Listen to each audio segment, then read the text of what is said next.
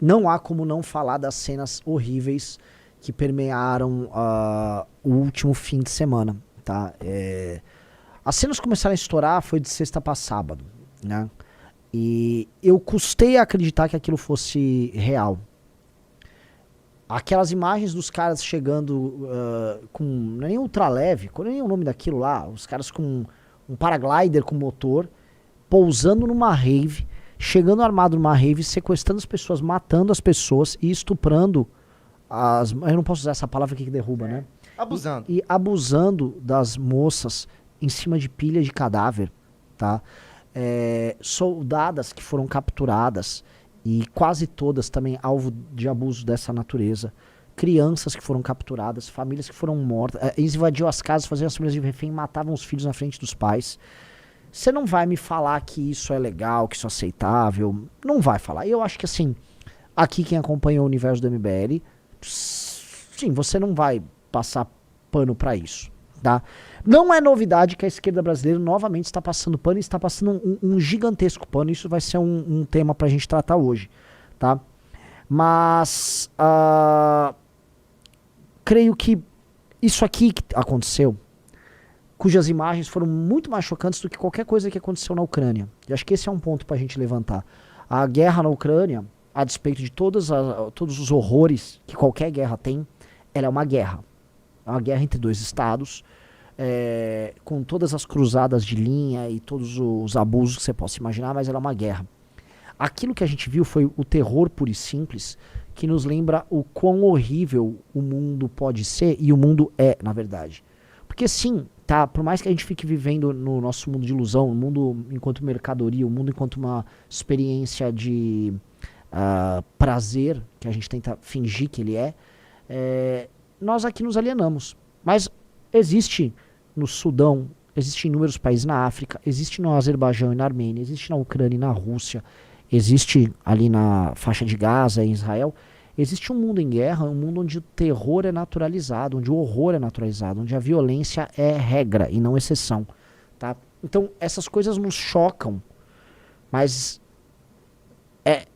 elas são mais comuns do que a gente imagina. E eu ainda vou falar um outro ponto. Elas são tão comuns que elas são muito presentes aqui na nossa vida, tá? Estavam divulgando, né? Eu estava vendo uma estatística que estava rodando, tá rodando no Twitter, sobre casualidade, as mortes, né, que estão rolando no conflito Palestina e Israel ao longo dos últimos 20 anos, né, 15, 20 anos. E aí o pessoal que tá mais pró-Palestina fala, ó, tá morrendo muito mais gente na Palestina do que a galera israelense e tal. Só que esses números, se comparar com o número de mortos por homicídio no Brasil, somando ambos não derrotam os nossos números, que são números muito tristes, tá? Essa estatística tá rodando aí, e boa parte da esquerda usa pra justificar, mas obviamente, assim, é uma guerra, e do lado do conflito, que é o lado israelense, eles têm mais meios de ação, e naturalmente quem tem mais meios de ação não vai ficar perdendo, né? Ninguém quer jogar pra perder. Né, essa explicação aí, acho que não explica muita coisa, ela só explica que são dois lados. Um dos lados, que é o lado israelense, ele dispõe de equipamentos, recursos, meios de ação, inteligência superior ao seu adversário político. Mas o meu ponto é o seguinte: pera! Alguém fez com o Brasil junto? Sim. Puta, agora... Meu Deus, tá aqui, ó. De 2008 a... Quem foi que fez isso? Por favor, levanta aí. Gringo Dictionary, mortes e feridos no conflito Israel-Palestina versus mortes e feridos no Brasil. Pô, e é um perfil de esquerda que fez. Sim. Cara, um perfil de esquerda deixou mais claro, assim, deixou óbvio isso. Morre muito mais gente no conflito brasileiro do que entre Israel e Palestina. Muito mais, mas muito mais do que somar, muito mais, tá? E isso diz muito sobre o nosso conflito interno e a nossa incapacidade de reagir diante do absurdo. E eu digo mais, da nossa incapacidade de ver a barbárie que existe ao nosso redor e de reagir à barbárie. Nós não reagimos à barbárie aqui. Pelo contrário, a barbárie no Brasil, ela é naturalizada. O Brasil é o país que você vê... Sabe o que é o Brasil, o operador Bahia? O Brasil é o país que, se ele fosse, vamos dizer, lar do conflito Israel-Palestina, o Brasil faria baile funk na faixa de Gaza. Não que não estivesse fazendo, né? O Brasil faria baile funk na faixa de Gaza. O Brasil faria baile funk na faixa de Gaza. O Brasil faria O Brasil levaria, sei lá, os organizadores do baile funk e membros de grupos terroristas para participar de programas na TV Globo. Sim. E eles participariam de podcasts em que eles defenderiam o terror como uma expressão interessante, a ponto de, sei lá, você pegar membros de grupos terroristas e colocar em ministérios defendendo conflitos raciais e étnicos. Existiriam várias rodas de faculdade para defender e analisar. Sim. O Brasil é isso, tá, pessoal? O Brasil é um país... você precisa ter um grau de alienação, ignorância e perversidade muito grandes para pegar esses números que vocês estão vendo aí e naturalizar, que é o que nós fazemos, tá? Nós naturalizamos o terror de uma maneira mais bizarra do que esses duas culturas, esses dois povos, tem uma guerra gigantesca. Eles estão em guerra, é uma guerra fratricida. A nossa guerra, ela é disfarçada de uma suposta amizade, de uma cordialidade que existe na população. Não, vamos todo mundo comer uma feijoada junto depois, vamos no pagode lá, tá? A nossa guerra é disfarçada, a nossa guerra é fingida. Então, os vídeos que estão viralizando, tudo aquilo que vem chocando as pessoas, que vocês não se iludam, vocês terão sua versão brasileira de praticamente tudo isso, tá? Existe a nossa versão, tá? Nós naturalizamos e entubamos a nossa violência com uma naturalidade assim que é inimaginável, tá? Nós perdemos a capacidade de nos sensibilizarmos com isso, tá? Então o choque que o mundo vê esse ataque do Hamas, que é um ataque de terror, e é um ataque, eu volto a falar uma coisa que eu falei no vídeo que eu gravei, tá? As imagens, o Hamas ele tenta gerar terror nos adversários, mas também um frenesi assassino. Tanto que tem uma imagem daquela turista alemã cujo corpo está todo retorcido na caçamba de um carro, e aqueles caras estão pulando e gritando e comemorando. Eles estão num frenesi. Várias pessoas ao redor do mundo estavam numa espécie de um frenesi. Fala, pô, o cara está num frenesi por conta disso. São duas coisas. Um é a naturalização do absurdo e desse ódio, e outro também é um entendimento de que é um conflito terrível para ambos os lados. Porque esses números, a gente está botando os números da guerra Brasil, da guerra interna no Brasil, mas o conflito israelense e palestino, o conflito Israel-Palestina, ele é um conflito que guarda dentro de si ataques e dores mútuas. Você vai ter sofrimento e você tem gente cruzando a linha em ambos os lados. Tá? E é uma guerra de décadas e décadas e décadas a fio, e o ódio está todo entronizado lá. A diferença, porém, é que o uso quase institucionalizado do terror, como aconteceu agora do Hamas, impede qualquer conversa praticamente. Como é que fica a autoridade palestina para fazer, vamos dizer, o mínimo de diálogo quando a resposta está sendo desse tom? Eu não vou ficar entrando muito, vamos dizer, aqui em detalhes da política Israel-Palestina, tá? Assim, é complexo por si só que quem não repudiar o que aconteceu já está morto por dentro. Quem não falar que o que aconteceu aqui é absolutamente errado já está morto por dentro. E não apenas morto por dentro. A gente pega aqui na esquerda brasileira um endosso quase que oficial ao que está acontecendo. Porque eles são assim, olha só, estamos preocupados com esse conflito que está deixando mortos de ambos os lados. Sim, agora está tendo, tá rolando inúmeros ataques israelenses ali na faixa de Gaza. Tá tendo agora as cenas de morte do outro lado, porque a guerra é guerra e a violência vai ser respondida com violência. E que ninguém fique aqui com grandes ilusões. Violência vai ser sempre respondida com violência. É o jogo da guerra. Este é o mundo como nós conhecemos. Mas a nossa esquerda fica aí, fazendo elucubrações e não citando nomes. Você não vai citar o nome do Hamas. Você não vai citar o nome do Hamas, do grupo terrorista que saudou o Lula. E vão ficar nessa relativização do que houve, que é bizarro. E aí, honestamente, com todo respeito, fica claro quem eles são. Obviamente que eu creio que pro petismo, e aí falando da política interna no Brasil, pro PSOL, essa história como um todo gerou e vai gerar um dano enorme. Não pense que o senhor Guilherme Boulos não será cobrado pela postura que ele vem tendo agora nesse caso. Aliás, um dos chefes de campanha do Guilherme Boulos se desligou da campanha dele por conta da postura dele e fez isso através de uma nota pública que torna a situação do Boulos muito ruim. No fim de semana, rodou a foto dele na Palestina. Assim, eu vi essa foto em tudo que é lugar na internet. A foto do Boulos lá na Palestina. Sim. Então, você tem a nota aí do cara da campanha do Boulos? Deixa eu ver se eu acho. Que era da campanha do Boulos, ele abandonou o Boulos. Olha só, o ex-secretário de Saúde de São Paulo, Jean Gorinchain, eu realmente não sei falar o nome dele, saiu da coordenação da área de saúde do programa do governo de Guilherme Boulos, pré-candidato à prefeitura de São Paulo. A decisão é motivada pela posição pró-palestina de Boulos depois dos ataques do Hamas contra Israel. Abre aspas, diante da postura pró-palestina que não menciona ou condena o grupo extremista Hamas pelos atentados terroristas em Israel no último sábado, que vitimaram civis e sequestraram mulheres e crianças de forma bárbara, adotei a decisão oficial de me retirar da coordenação do plano na área de saúde, disse Gorenstein, que é judeu. Ele é judeu, ele já tinha feito uma escolha como judeu consciente em apoiar o Boulos. Vamos colocar aqui os pingos nos is. Ele sabia das posições do Boulos, porque o Boulos nunca escondeu suas posições. E agora ele percebe como é que funciona a relação do Boulos com isso. Veja só, olha só, eu tenho uma posição.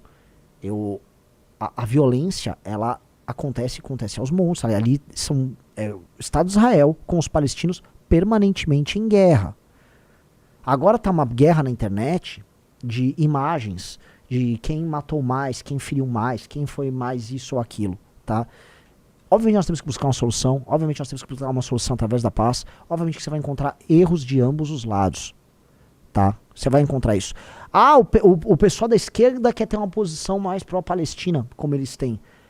Ora, você pode ter, e eu vejo pessoas da direita, eu tenho uma posição pró-Israel, e eu acho que Israel passou do ponto aqui. Agora da esquerda, isso vira quase sempre um endosso a grupos terroristas, e essa é a diferença moral nessa discussão. Essa é a diferença moral. Alguns vão me dizer, mas Renan, tem os fanboys de direita que, tipo assim, amam Israel incondicionalmente e não vê nenhum erro que foi cometido. Tudo é um fanboy de direita. Agora, existe um papel de partidos políticos, lideranças institucionais da esquerda brasileira, mas não, isso não fica restrito ao Brasil, no mundo inteiro, que defendem e são apoiados por grupos terroristas. O Hamas soltou uma nota de apoio ao Lula. Há uma diferença muito clara aqui. Você pode ter postura crítica em todo tema. Ninguém tá falando pra você fechar o olho pra coisas que acontecem horrendas ali. Mas você se tornar um defensor de um Hamas. E vamos lembrar, um Hamas que causa mal e dor para os palestinos também. Para os palestinos também, que são sujeitos a isso. Então, a defesa praticamente institucional que a esquerda brasileira faz de grupo terrorista, sejamos honestos, coloca eles numa posição horrenda e que precisa ser exposta e que vai ser exposta em termos eleitorais. Será exposta e deve ser exposta. Né? Qual o nome? Eu nem vi o nome dele, né? Que é de nome difícil, é Gorenstein, acho que é isso, Gorenstein. Eles deveriam saber que o Boulos que ele estava ali defendendo, no fundo, quando ele fala de defesa da Palestina, não estão falando só especificamente do caso da Palestina. Eles estão falando do terror que é feito ali. Porque vamos ver a nota do Boulos. Vê se a nota do Boulos entra no âmago da questão. Minha defesa dos direitos do povo palestino é pública. Cheguei inclusive a realizar uma visita à Cisjordânia em 18, da qual os bolsonaristas estão utilizando imagens para propagar fake news. Agora condeno sem minhas palavras ataques violentos a civis como os que mataram nas últimas horas, blá blá blá blá. Deixo minha solidariedade às vítimas e seus familiares. Defendo uma solução pacífica e duradoura que passe pelo cumprimento do direito internacional e das relações de paz. Veja só, ele condena sem meias palavras ataques que vitimaram, ele cita o número de israelenses e palestinos. Veja, Boulos, estamos falando especificamente do Hamas. Nem você, nem a diplomacia brasileira, nem o presidente Lula citam o Hamas como organizador de um ataque terrorista, ok? Houve um ataque terrorista que aconteceu nos últimos dias e vocês não estão dando nome aos bois. Para dar nome aos bois de forma mentirosa sobre adversários políticos, imputando fake news contra eles aqui no Brasil, vocês correm na hora. Eu vou dar um exemplo. Quase toda a galera aí da esquerda tava falando que quem matou aqueles 4 médicos, que incluía inclusive o irmão da Samia Bonfim, era miliciano, e eles já estavam indo falar que era culpa do Bolsonaro. Então, para apontar os nomes, dar nome aos bois de maneira mentirosa, aqui vocês correm sem nada. Aí quando acontece um caso desse em que um aliado internacional que pratica terror como política é envolvido, vocês não citam o nome, não tem fulanização. É óbvio que a gente sabe o que tá acontecendo ali. É óbvio que a gente sabe. E, galera, pelo amor de Deus, cara, eu sei de todas as dores que são infligidas aos palestinos. Eu sei a guerra que tem ali. Depoimentos, tem filmes, tem tudo. A gente sabe que há um conflito ali. A gente sabe que há um conflito. E sabe que o conflito, você vai ter coisas ruins que acontecem o tempo todo. Tá? Agora, você defender uma instituição baseada no terror como resposta de ser um aliado internacional deles, não dá pra falar que você tá, vamos dizer, numa linha mais ou menos sensata. Tô errado, Bahia? Não. Não dá pra falar que tá sendo sensato. Critique o Estado de Israel como queira. Não dá pra falar que você vai ser sensato. Não, olha só, o Hamas tá... É uma linha política válida. É uma linha política válida? Eu só queria entender. É uma linha política válida do Hamas? É um caminho válido? Tá? Vai ter gente aqui nos comentários que vai falar, Renan, mas vídeos estão rodando agora de, assim, prédios estão sendo estudados. É a guerra, gente. A guerra é horrível. Não tinha como Israel não devolver os... Isso, eu sei que não, assim, não tinha, mas assim, eu acho muito ruim Sim. eu também ficar aqui falando, viu, olha só, Isso é a guerra, pessoal. A guerra é isso, a guerra ela é existencial, ela é horrorosa. A guerra gera isso. E assim, o ser humano viveu e conviveu com a guerra ao longo de toda a sua história. Ali, essas pessoas convivem com a guerra com uma naturalidade de quem sabe que ela é parte da própria vida. A gente não tem tanta ideia disso porque a gente finge que nós não vivemos em guerra. A gente finge. A gente fica numa... A guerra do Brasil é silenciosa. A guerra do Brasil é silenciosa. A guerra do Brasil é glamourizada. Sim. A guerra do Brasil é naturalizada e glamourizada. Tá? Todos os dias, no Brasil, pelo menos 100 pessoas morrem. Essa é a real. Todos os dias no Brasil, pelo menos... Acontece um Israel e Palestina. Todo dia tá rolando um desastre desse. 100 pessoas vão ser assassinadas no Brasil. Mais ou menos isso vai rolar ao longo do ano. Tá? Às vezes mais, às vezes menos. Tá? Todo dia você vai ter isso. Todo dia. Amanhã vai ter outros. Essas brigas estão concentradas em periferias de cidades, brigas entre gangues e gente ligadas a facções criminosas, ou matando por conta de brigas de disputas territoriais, ou brigando, matando pessoas em assaltos, em latrocínios, brigas no campo, às vezes brigas de trânsito, brigas de bar. Isso acontece no Brasil. Só que a nossa guerra ela é mascarada. Amanhã é carnaval, depois de amanhã tem futebol. Sou do Flamengo, tem uma nega chamada Tereza. Seleção brasileira. Seleção brasileira. Quem comeu quem. E a gente não trata o problema como deveria ser. Mas a nossa crueldade é uma crueldade... É uma crueldade que assim... Ela nem é mais tão plástica como as pessoas... Porque assim, não é nem... Enfim... Qual a sua maior preocupação com a escalada desse conflito? Minha preocupação... Assim, porque isso aqui é um... Veja só, todo mundo tá comentando que a participação do Líbano e do Irã no que está ocorrendo. Também é perceptível que a população do Irã, que vem, em certa medida, num clima crescente de desajuste com o próprio governo, ela não tá nesta vibe, tá? Líbano eu não sei dizer, mas o Irã existe uma dissonância entre a sociedade e o governo.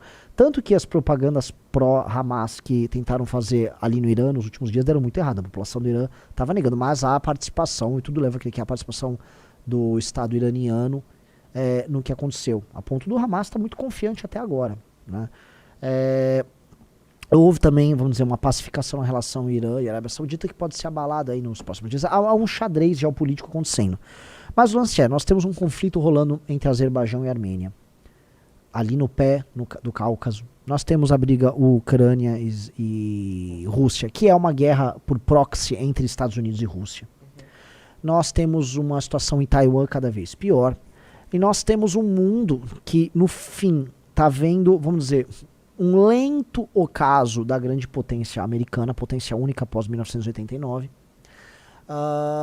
com a ascensão da China e novos reajustes nas relações de poder locais. Também nós estamos vendo, isso muito por conta da guerra na Ucrânia e agora no que aconteceu, novas formas de fazer guerra.